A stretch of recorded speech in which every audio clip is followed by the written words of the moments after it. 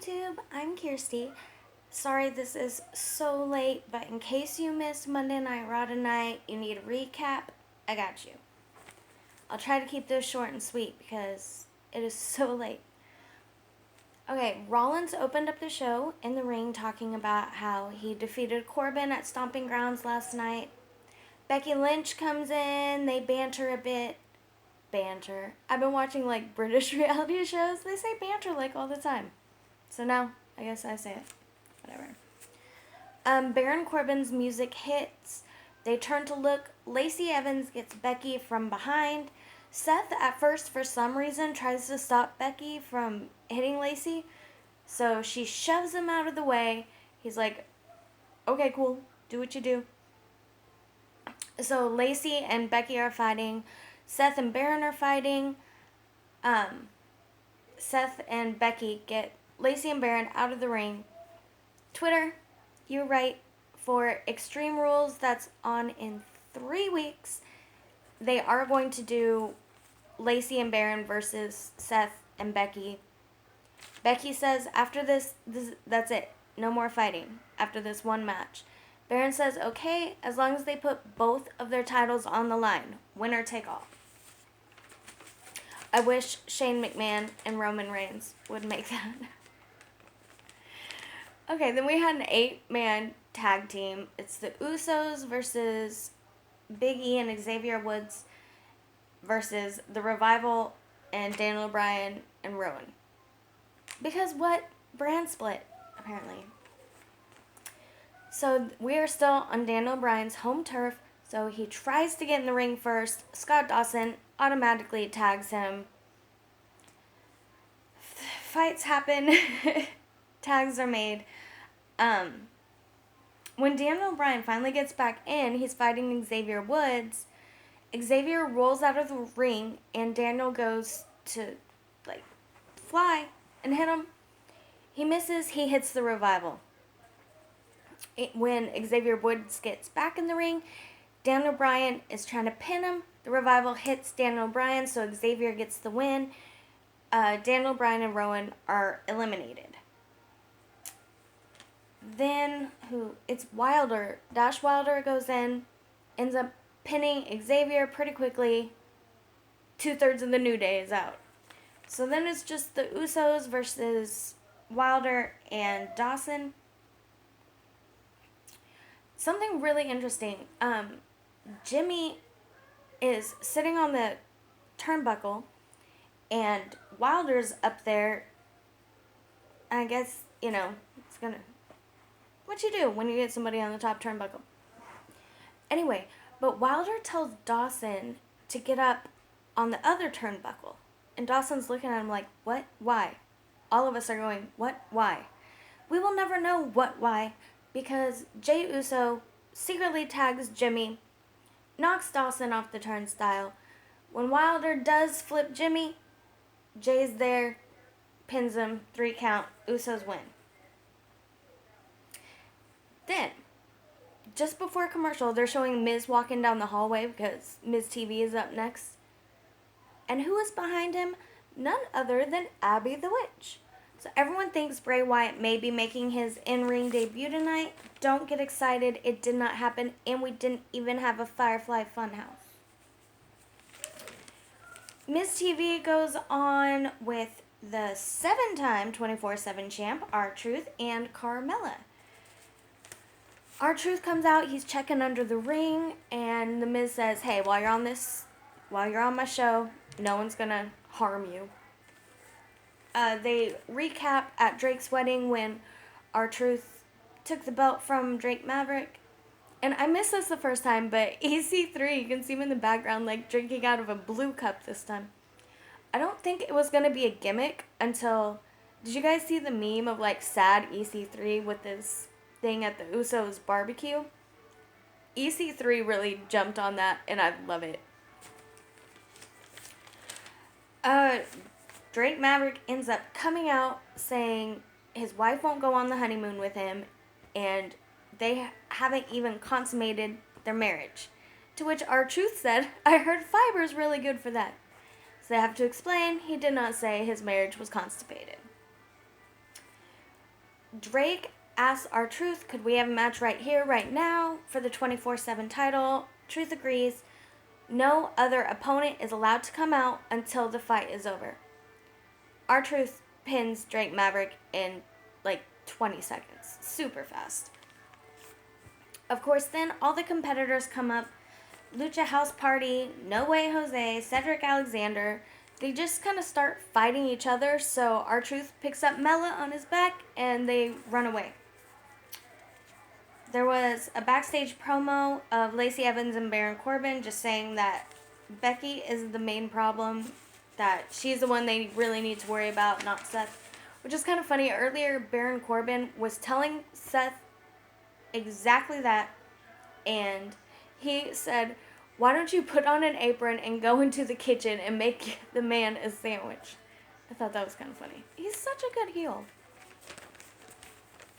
After that, we had Shane McMahon and Drew McIntyre versus the big dog, Roman Reigns, for a 2-on-1 handicap match. What's going to happen is there's no tagging. They're literally both going to attack him. Roman comes out pretty strong. He punches Shane right away, beats up Drew a little bit, throws Drew out of the ring. Everyone's thinking, oh, maybe there's hope. There's not, ladies and gentlemen. There's no hope. Roman Reigns just gets obliterated. And then Shane and Drew start doing this thing where, like, Roman's completely knocked out at this point. Like, he's been hit with stairs, everything. Well, Drew picks the unconscious Roman up, and Shane mocks him, does a thing, spears Reigns, then holds unconscious Reigns so Drew can do his kick, and then Shane's about to do coast to coast on the unconscious Reigns. But gong, ladies and gentlemen. The lights go out, Undertaker's there, he beats him up, choke slam, does a thing. So that was kind of cool. Taker showed up. Taker showed up on Monday Night Raw, and we haven't seen him since that Goldberg fight at Super Showdown. Which, there's conflicting stories. At first, it said that Goldberg and Undertaker were mad at each other and they were screaming at each other backstage. Then reports after that came out that said, no, they were too exhausted, and Goldberg just, like, immediately apologized. So that's cool. Anyway, we go straight from Taker to a tug-of-war contest with Braun Strowman and Bobby Lashley. Braun wins the tug-of-war, so Lashley, like, uses the rope to hurt Braun, beats him up, walks away victorious. If it's really victorious, I don't know. Another backstage promo where Charlie's interviewing AJ Styles, and Styles is saying he wanted to come back and fight the best, and that's Ricochet. Then this music starts. I thought it was somebody outside. I was like, who has the radio up? No, it was No Way Jose and his little conga line. But Gallows and Anderson were also in the conga line, so AJ started yelling at him, saying, you guys always are goofing off. This is why you lost your match last week. If you don't stop, you're going to lose your match tonight. What happened to the guys I knew in Japan? They worked hard. That leads right into Gallows and Anderson versus the Viking Raiders. So Gallows and Anderson, they're doing really well for a long time. It keeps showing AJ watching from, like, the little TV backstage. And then Anderson starts saying, like, do you see this, AJ? Do you see what I'm doing? So, of course, they're going to lose now. Can't get that cocky. Which they do. Eric ends up taking advantage, tags in Ivar. They do the Viking experience, and they win. Another backstage promo of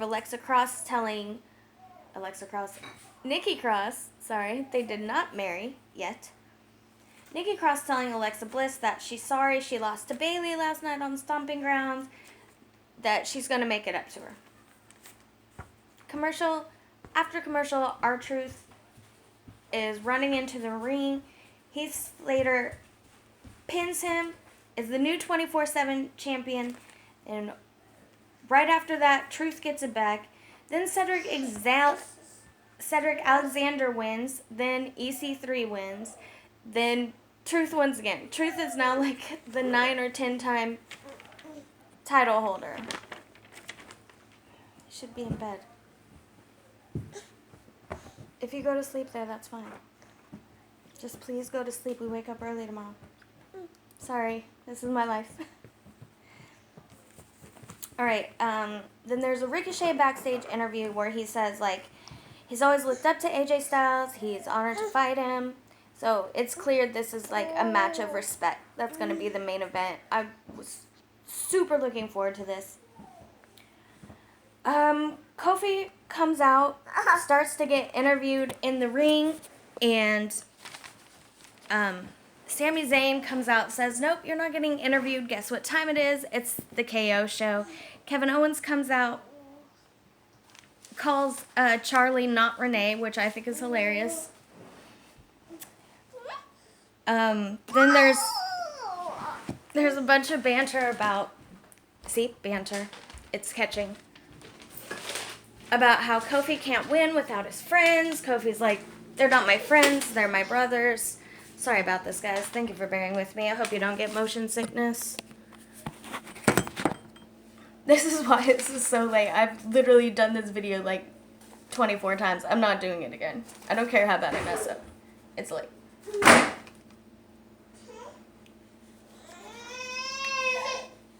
So, he says, I can take you both, or I can beat you up by myself. I beat Kevin at Money in the Bank. I beat Dolph Ziggler last night.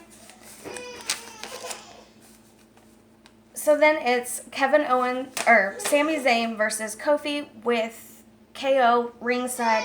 So of course KO interferes. Kofi wins that. Then KO, please don't bite me. Then KO immediately says, if you're so good, fight me right now. They fight. That one actually wasn't too bad, kind of quick.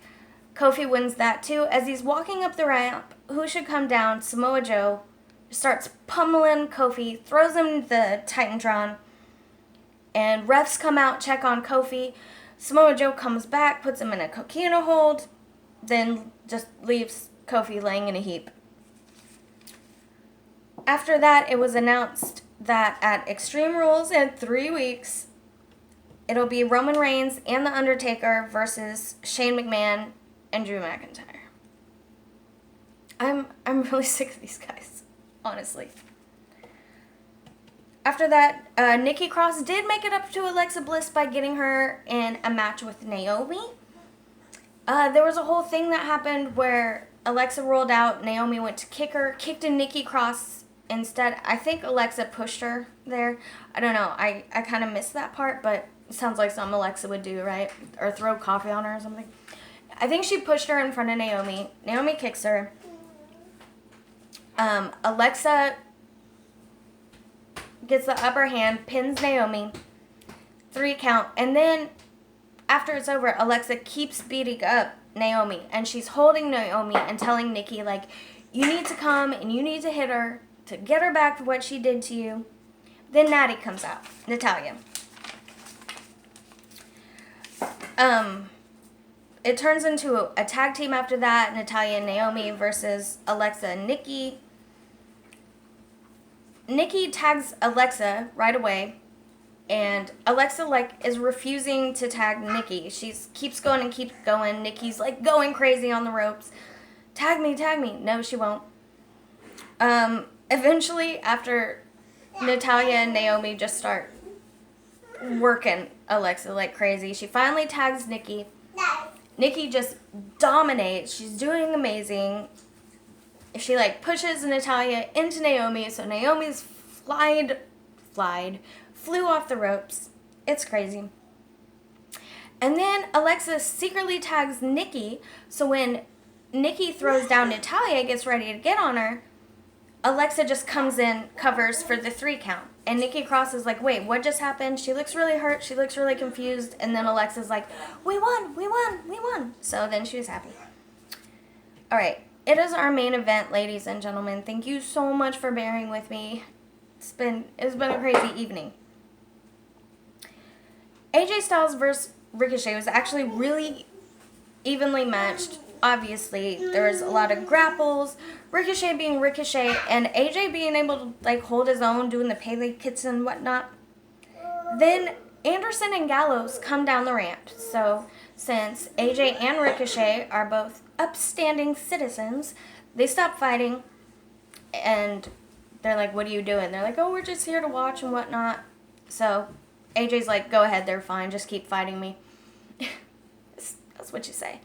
And Ricochet goes to run the ropes. Anderson grabs his foot, and AJ's like, no, stop the match. He's getting in their face, yelling at him like, don't mess with my match. We are not fighting anymore until you go back up the ramp, go backstage, then we'll continue fighting. So I'm pretty sure that's going to be a thing now. They restart the match. Seriously, guys, if there is one match from Raw that you want to watch, it should be this one. The crowd was even chanting, this is awesome. And when's the last time you heard that on a Monday night? I think at one point, one of Ricochet's kicks, like, grazed AJ Styles because he had blood, like, here. It was like he got, thank you.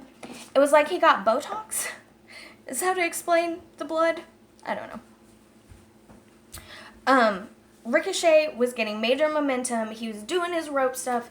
Kid is incredible. Ricochet gets AJ down on the mat. So Ricochet goes up. AJ rolls out of the way, just immediately punches Ricochet the second he lands. AJ goes up, phenomenal forearm. AJ wins. It's a match of respect. They both shake hands afterwards. It really was an awesome, awesome fight. Anyway, again, guys, I'm so sorry this is so late. I probably won't be doing SmackDown Live tomorrow night because it's the premiere of Big Brother, guys. I live for this and wrestling. This is a very hard time of the year for me. Not really, it's great. If you're looking for a podcast, I do one called Beyond Serious with the best host in the world, Oz Banks. You guys should definitely check that out. You can follow me on Twitter at always_KIRSTIE. I live tweet things and sometimes I'm funny. Yeah. After that, if I haven't just gotten on your last nerve yet, feel free to subscribe. Thank you for my new subscribers. You guys are awesome. And none of them are my mother. Very proud of that. Tomorrow she's gonna. Anyway, thank you guys so much for watching. And as Joel McHale used to say, I watch it so you don't have to. Bye.